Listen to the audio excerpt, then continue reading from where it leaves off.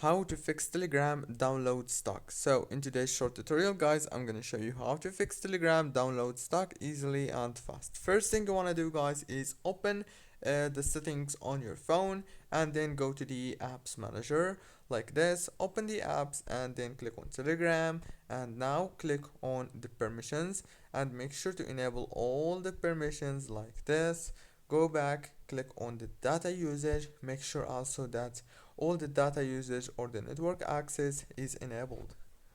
After that, you have to go back, click on this force stop to stop running the app in the background of your phone, and that's it. The problem must be solved right now. If it's not solved yet, this means that you have a problem in your network or your Wi-Fi, so you must change it or at least restart the Wi-Fi or the router that you have in your home. Don't forget to like, subscribe. Thank you for watching.